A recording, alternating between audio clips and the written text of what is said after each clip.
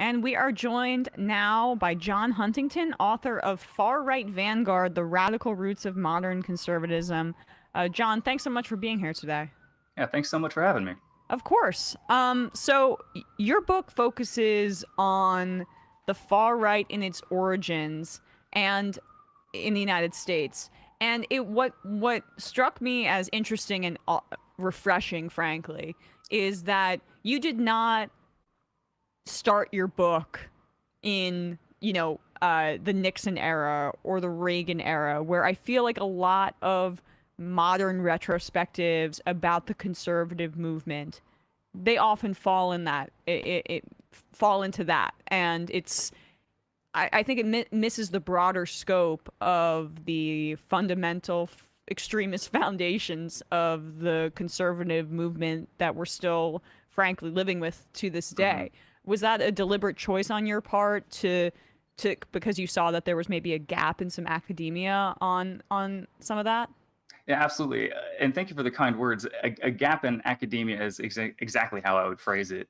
So I do think that there was kind of this tendency amongst academics, and there are people who have written on this since the Trump years about how academics sort of focused on people like William Buckley, Ronald Reagan, the polite faces on the conservative movement who kind of brought conservatism to the broader population.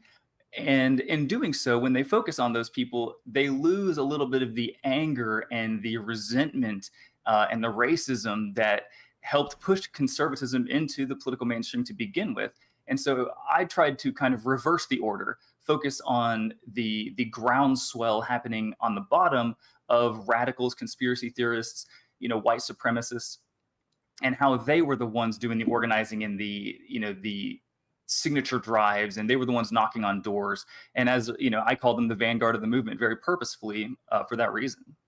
Well, I want to send your book to Joe Biden and have him and Nancy Pelosi and the rest of Democratic leadership, because all we hear is that the Republican Party is not Trump. They're not Trump. There are respectable Republicans out there. And I mean, your book, it just illustrates how that's preposterous. There always were these elements in the Republican Party, even going back to the outset of the 20th century. Absolutely. And conservatism, as a political ideology, spanned both parties for many years, right? Southern Democrats and the segregationist wing of that party. And so when people like, I guess, Joe Biden, Nancy Pelosi talk about working with the other side in our very polarized era, they're talking about a form of politics that just doesn't exist anymore. Back in the day, you could have liberals and conservatives being both in both parties, but that just isn't the way things are today. And so the gridlock is much more apparent in our modern era. So let's start, I guess, at this outset of the 20th century, the beginning there. The resurgence of the Ku Klux Klan, I think, is a essential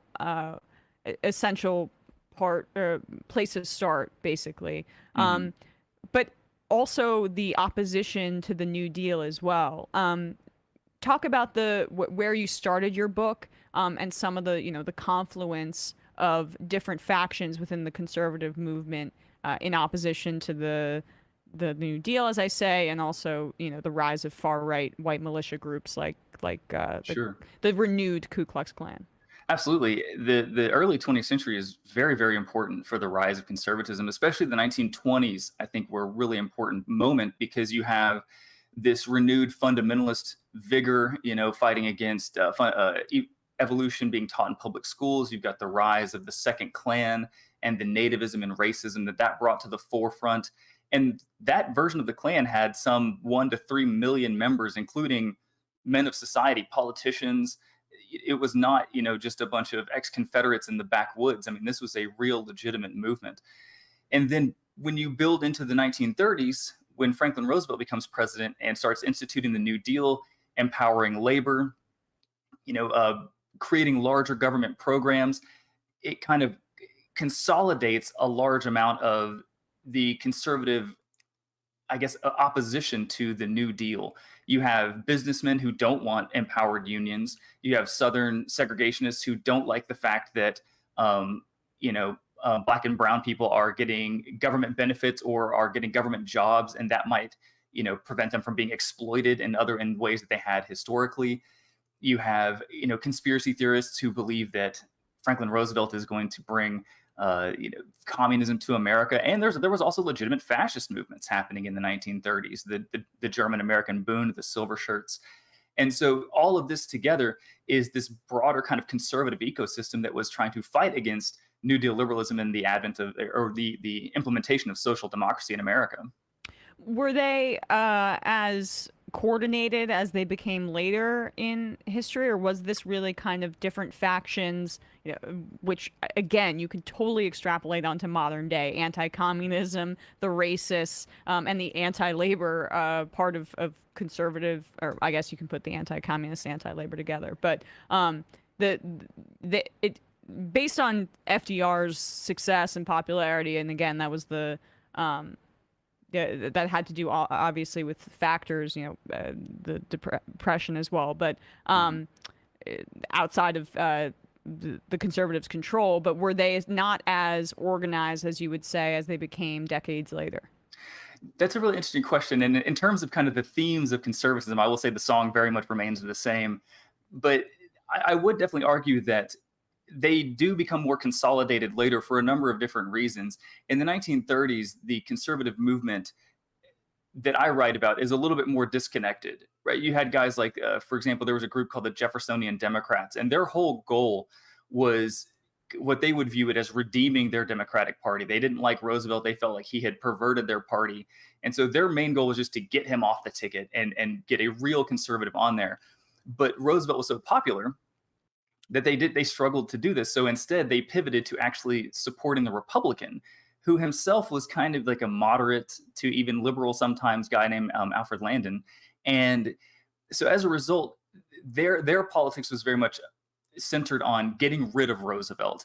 Later on, the conservative movement will coalesce in a way that they will eventually take over the Republican Party, right? And that's where figures like Barry Goldwater and even William Buckley, become important, because they are spearheading a broader conservative coalition than the ones in the 30s and 40s. So can we talk a bit more about the second coming of the Ku Klux Klan, and how that fit into, particularly, what was it, 1915, when they were founded once again, into that time Birth of a Nation comes out. We were chatting about this before the show, and Matt, our producer, was saying that some people call the Klan the first real U.S. fascist organization in the United States. Is that a fair assessment? And perhaps that you can draw comparisons to the present as well.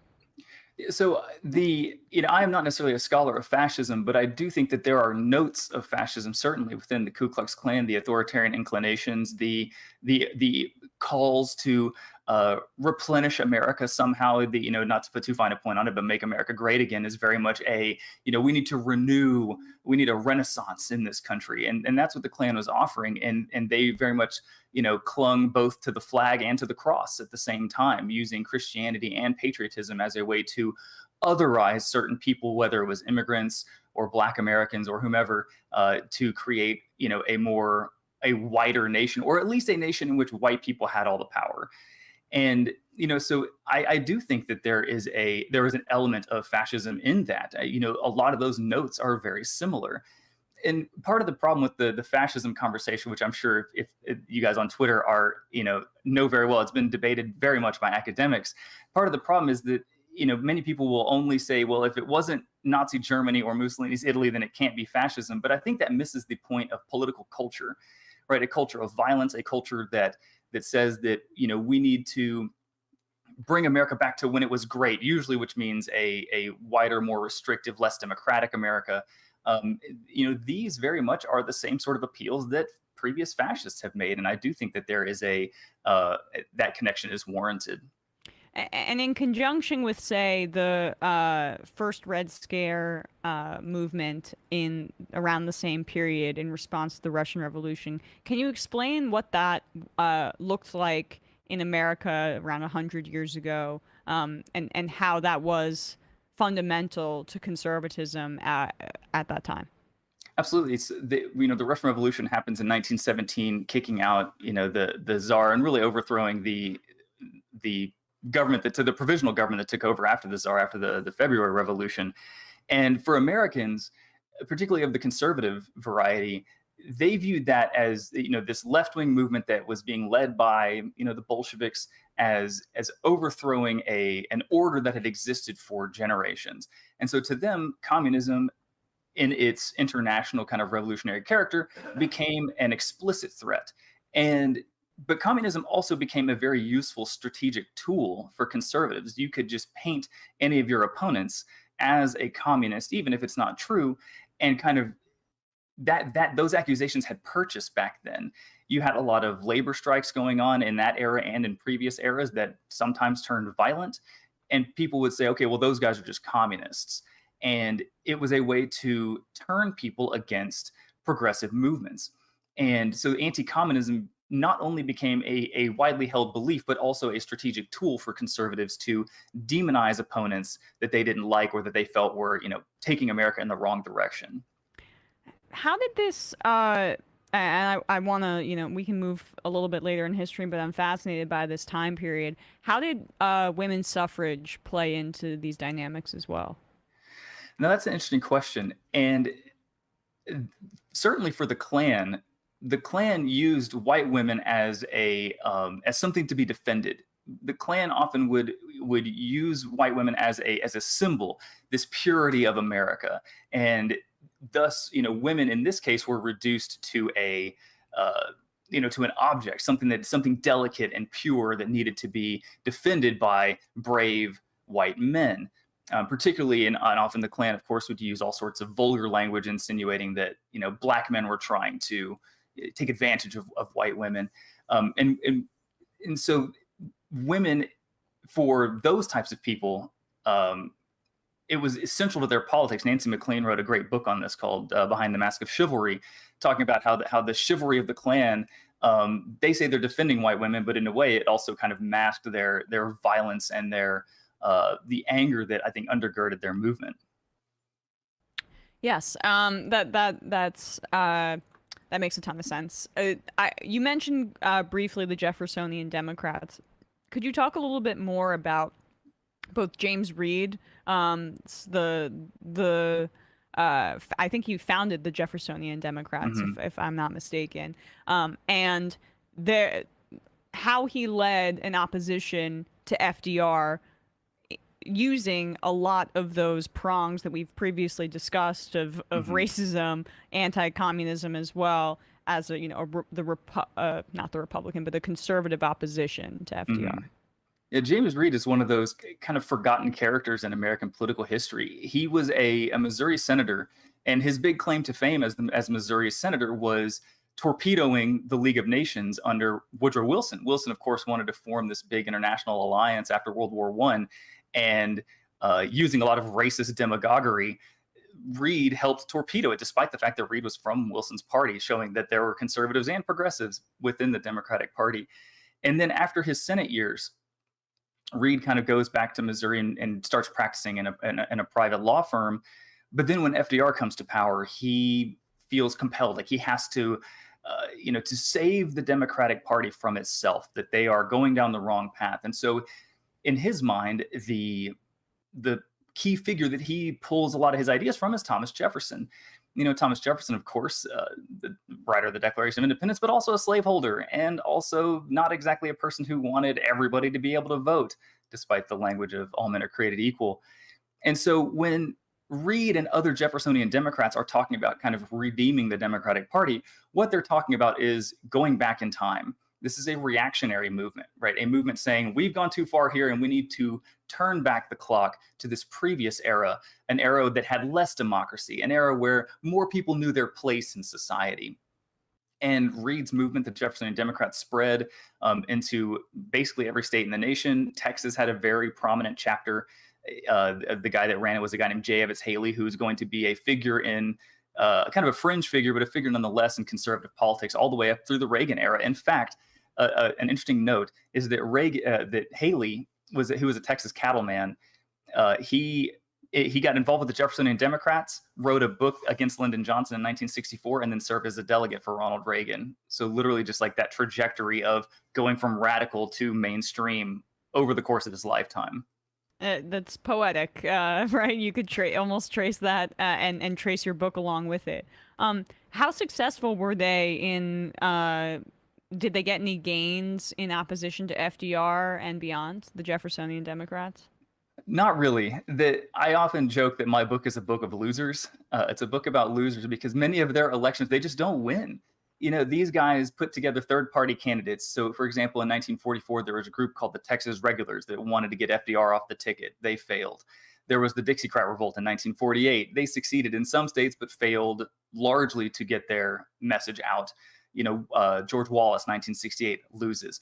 And so these guys are all losing, but the important thing is not necessarily the losses, but the fact that at each step of the way, the web is tightening, right? Or the web is growing and the connections are tightening. They're getting to know each other. They're forming organizations. They're getting involved in each other's organizations. And so there's a lot of cross-pollination, and much of it revolves around the activism that they create during these moments, right? In 1956, for example, there was a candidate named T. Coleman Andrews who hilariously was actually working in Eisenhower's administration as the IRS's main guy, then quits. And then after he leaves government, he turns into an anti-tax advocate and runs in 1956 under a third-party banner. He only gets like 100,000 votes. But the important thing is that at all of the third-party activism that was going on brings a lot of these guys together. They have conferences in Chicago, and they're all meeting and speaking and getting to know one another. And that's where the real important stuff is happening. So as these connections begin to form, the web of modern conservatism is forming as well. You can also see how these webs of connections give birth to organizations eventually, like the John Birch Society and other conservative infrastructure that still to this day, they can flex their muscle quite effectively. And would you argue that during maybe the 40s and 50s, that is an essential time period for the formation and consolidation of that kind of organized conservative activism? Absolutely. I think the 50s are a critical era. I think in my book, I think the title of that chapter is called The Cauldron, because it's this moment where anti-communism now has purchased across all of American society. Even presidents like Truman and Eisenhower are bent on, declare themselves anti-communists. Truman implements loyalty programs. And so as a result, this emboldens and it legitimizes a lot of the things that the far right have been saying. They've been saying that the government's been full of communists for 20 years at this point. And now they can say, see, we told you. Not to mention, Joseph McCarthy and all of his witch hunting and all this stuff. And so absolutely. And what's interesting is that in the modern day, the Birch Society has gotten a lot of attention, rightfully so. They still exist. But what I think is interesting is that the Birch Society, to me, wasn't the beginning of the far-right movement or even the beginning of, the modern conservative movement, but more so kind of a culmination of a moment, because the far-right had been building since the New Deal era. And then in 1958, when the Birch Society is created, it's this moment where Robert Welch, the founder, decides, well, the far-right has been so disconnected for so long, we need to have a central kind of clearinghouse organization. And that's what the Birch Society became. Was this big organization, boasting at least 100,000 members, maybe more. They never released their membership rolls, so we don't really know how many people there were. But the important thing about the Birchers is that not only do they provide kind of a central meeting ground, like a point of convergence, but also they just do things. Right. William Buckley isn't out there knocking on doors and getting people to sign signature drives. Right. He's writing op-eds in National Review, whereas Birchers are going out there and knocking on doors, asking people to sign signature drives, registering voters. Those are the people who are spearheading this conservative movement. And that's, to me, why the far right is so important. in their ground game and in the fact that, as you mentioned, at this point it's just anti-communism is ubiquitous, and that would you say that that's an indication of maybe a canary in the coal mine for early rhetorical wins by the conservatives, because that's a consensus by this time period. Absolutely, and I think you guys would probably agree that I would argue that conservatives for a long time have been better at messaging than Oh, yes. liberals or leftists or Democrats or whomever. You know, they're just so good at winning those rhetorical battles, and I think anti-communism was one of those moments. Now, in fairness, they did get kind of like a leg up because with the Soviet Union and the post-World War II era making communism kind of this focal point, it really legitimized and kind of fueled the far right's rhetoric. And like I said, it made them seem like they were telling the truth, or at the very least that there was something there. And of course, we haven't even really touched on it, but a lot of this anti-communism, though, does lead to conspiracy thinking. That there's this big bad enemy that's kind of pulling all the strings. Well, John Birch was instrumental in mainstreaming that as well. Absolutely. Robert Welch, wrote a book throughout the 1950s, and finally he started sending it to people like William Buckley and others. And in his book, it's called The Politician. He basically accuses Eisenhower of being a communist, like the D-Day guy. You know what I mean? Like, he's like, oh, Eisenhower's a communist, and it's just this ridiculous characterization. But he stacks the facts just right to where if you squint at it, you're like, oh, maybe, Right. And you mentioned Buckley. That's probably important to start talking about his influence, right? I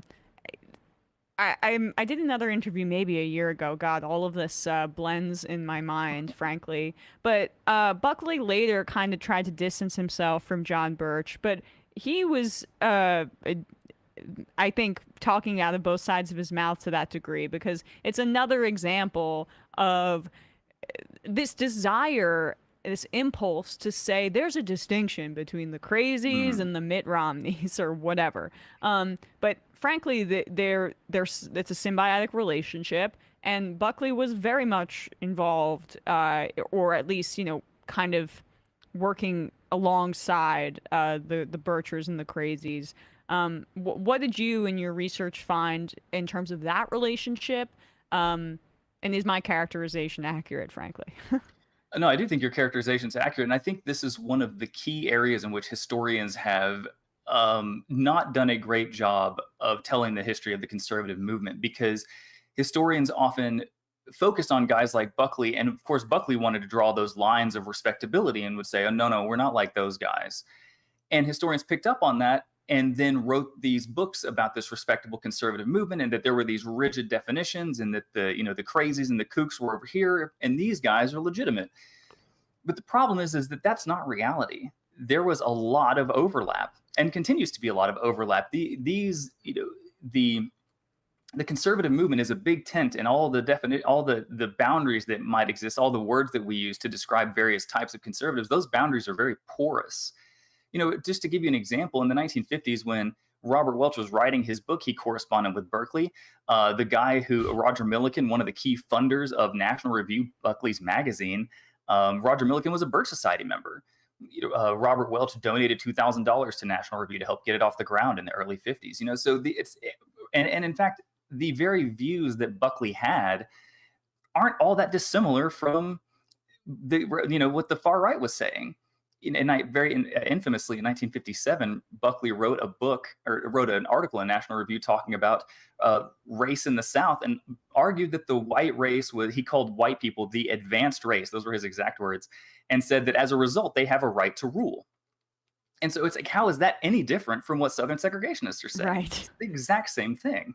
Well, that's a good opportunity to talk about, since we are in this time period, the civil rights era, and how this plays into this. Brown v. Board in the 50s. I'm forgetting exactly what year that was. Or no. 54. You're in. 54. Okay, good.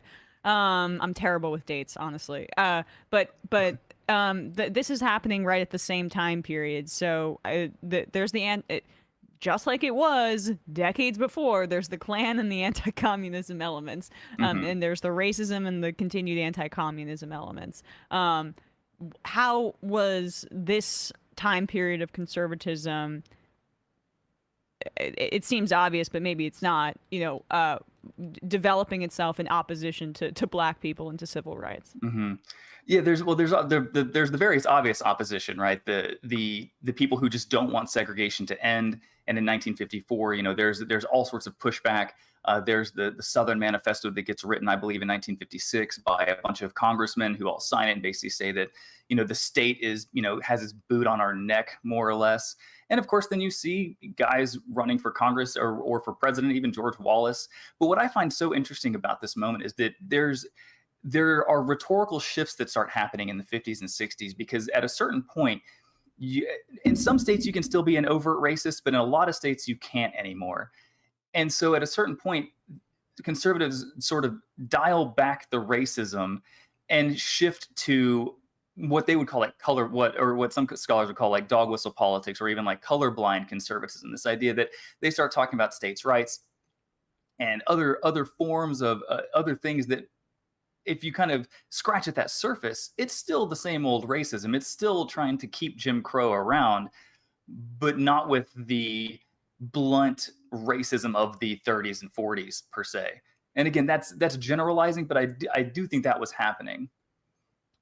So let's now move to Richard Nixon's run in 1962, because this probably does inform, some of the ahistorical division between the Birchers, the crazies, and the respectable Republicans, because he does try to draw that line himself, not particularly successfully, or make that division. What does his run in 62 say to you about reflect on that time? Sure. So in 1962, of course, Richard Nixon running for a dog. In 1962, Richard Nixon is running for the California governorship, and very much tries to draw a line between himself and the Birchers. The Birchers were very, very powerful and large in California. They had control of or at least very influential, and I believe it was called the California Republican Assembly, the CRA. And basically, when he drew that line and said, I am not like those guys, and in fact, we need to distance ourselves from these radicals, they basically made it their life's mission to never let Nixon get elected. And in 62, it works, right? Nixon loses in 1962. And that's where the famous quote to the media, you don't have Nixon to kick around anymore. And he huffs off from his press conference. But the point is that Nixon realized something. He had essentially touched the third rail. And the third rail of the conservative movement is the far right. They're the ones who are driving the bus, even if he didn't realize it at the time. And so when he comes back in 1968 and runs for president again, he's much more conservative. He does not make those distinctions as readily. He uses the phrase law and order. Again, that's a great example of that dog whistle politicking. It's not racism, but white people knew what he meant, And so, yeah, absolutely. I think that Nixon learned that lesson in 1962 and then corrected it in 68. And Goldwater kind of learned, and he was more successful in representing both poles of the Republican Party. Yeah, and Goldwater was absolutely part of the far right. They viewed him as one of their own. And that's one of the things that I think is so fascinating about historians when they started writing history books about conservatism in the 90s. Goldwater played a huge role as this kind of beginning moment. And to me, Goldwater is not even the beginning, but really the culmination. This was the far right believed that they had made it. In 1964, the Republican Party had its convention in San Francisco, and there were Birchers on the ground floor. And when Nelson Rockefeller, the famous New York liberal, got up to speak to the Republican delegates and was trying to say that we need to move away from this extremism, he literally gets drowned out by boos and by chants of "We want Barry." And so the far right believed this was our moment. And then, of course, Goldwater gets absolutely obliterated in that election. Right. And so for some people, they're like, okay, well, the far right is maybe too much of a liability. But I think that's the wrong lesson. I think the actual lesson that they took from it is we can't be overtly extreme, but we still need those votes. And so they have to figure out a way to kind of thread that needle. And that's where I think the law and order rhetoric comes from, and these sorts of things. They figure out that way to phrase their politics in such a way that appeals to both mainstream and the far right. So is that a lesson they take from the shellacking that Johnson gives to Goldwater? Or, I mean, what were some of the lessons learned there? So in the immediate aftermath of Goldwater, I'm talking like the days afterwards, people all over the newspapers in the country were basically declaring conservatism was dead. That this was the end of conservatism. That Goldwater had shown that this was a cul-de-sac, right, a dead end. But William Buckley, in one of his columns, said that he thinks that the grave diggers were premature. He didn't think it was over, and the reason why is because the movement had been built to the point where it could sustain itself. It wasn't just that you could topple over one candidate and that was the end of it. There was still a sustained conservative movement on the ground level, being led in part by the far right, and at the top level being led by periodicals like National Review. And so to Buckley, the lesson was we need to kind of refine our rhetoric, and we need to figure out a way to still get our politics across while maybe moderating our language. Well, and it ended up paying dividends for them later. It is interesting when talking about Goldwater. I can't help but think about like Hillary Clinton embracing, what she call herself, a Goldwater girl. Goldwater girls, yeah. When she was younger. Right, right when she was younger, and she worked for him, if I'm not mistaken. At the outset of her political career, basically, and what maybe this is a bit transitioning to the present, but it's amazing how conservatives have been so successful at normalizing their extremism, and until very recently, particularly in the 90s and after, getting like 80% of what they wanted included in democratic speak and embrace in the form of neoliberalism, frankly, but and also in welfare reform under Clinton. Like, they won so thoroughly. The culmination of all of their work and organizing, frankly, paid dividends, not just in terms of like Reagan's landslides and the tax cuts, but the embrace of a lot of the platform in the opposition party. Absolutely. I mean, and the Democrats, rather than they never quite returned to the liberalism of the mid 20th century. They just figured, well, that's over. We can't do that anymore. That's not where the politics, the general American public is. And so they've shifted to this, the triangulation, the neoliberal era that we still continue to live in. What's interesting, though, is that conservatives are never quite, and I think this is true for any political ideology, but conservatives are never satisfied with the person that they have in power. Reagan's a great example. Reagan cut taxes. Reagan crushed unions. Reagan stripped away regulation. So very much an economic, the libertarian economics, the swaggering foreign policy. But the religious right felt betrayed by Reagan. They didn't think that he did enough for them. And it's fascinating because now the religious right very much feels like Trump is there, that Trump will do what they want him to do. I mean, look at the Supreme Court, right? And so it's, but yet Trump is not, there are still conservatives who believe that Trump is not doing enough or didn't do enough in his presidency. Yeah, there's an ideological discipline on the right in terms of the way that the base can flex its muscle that is just absent currently on the left, frankly. I mean, it's getting better, but it's nowhere near the apparatus that has been, as you write. I mean, it's been 100 years in the making, honestly. When I think part of the problem is that the conservative movement has so much more financial heft available. They have billionaires who will just funnel money into think tanks and periodicals, and whereas the left doesn't necessarily have that at their disposal. And it's also hard, especially if you're from a left-wing mindset, to support a party that seems to punch left all the time. Yeah. And so as a result, it always feels like the Democrats, the kind of left-wing side of the political spectrum, is so much more fractured. It also has the harder time of trying to be a big tent. Nowadays the Democratic coalition is a lot creakier because it's just a bigger tent in many ways, and there's a lot more factions within it. And so it's difficult, what the Democrats are trying to do. But this goes back to the rhetoric, and I agree with you that the right is much, much more disciplined, because even back in the 50s and 60s, they would recognize that Nixon's not perfect, but he's better than that guy. And so they would vote for him and then use that as a stepping stool up to the next big victory. And the left just doesn't have that. And there's a lot of different reasons why, but I think that is true. Well, I mean, I could rant about the Democratic Party until I keeled over, but I mean, I do want to just emphasize how your book just makes it so clear that the battles that we're seeing, or not even the battles, but the factions within the current conservative movement, it's really nothing new. Marjorie Taylor Greene versus Mitt Romney.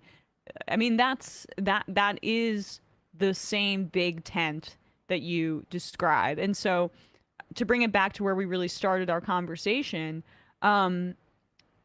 it's super clear to me that they might be different shades within the same enemy. I mean, I perceive the right as an enemy, but they are one and the same. And so I think that's fundamental to understanding the enemy, is not to say, oh, that we want to go back to the good old days when there were respectable Republicans, like Goldwater or like William F. Buckley, who all were this. It's just the same thing. It's just we don't have the historical literacy to understand that in this country, frankly. I think what Pelosi and others are fail to realize is that the difference between the radical conservatives and the mainstream conservatives, it's a difference of degree, but not kind, right? They're part of the same movement, but many times they're advocating for the same things, maybe just using different language. Exactly. All right. Well, can't thank you enough, John Huntington. You can check out his book, Far-Right Vanguard, The Radical Roots of Modern Conservatism. John, thank you so much for your time today. Really appreciate the discussion. Yeah, thank you so much. I appreciate it. Of course.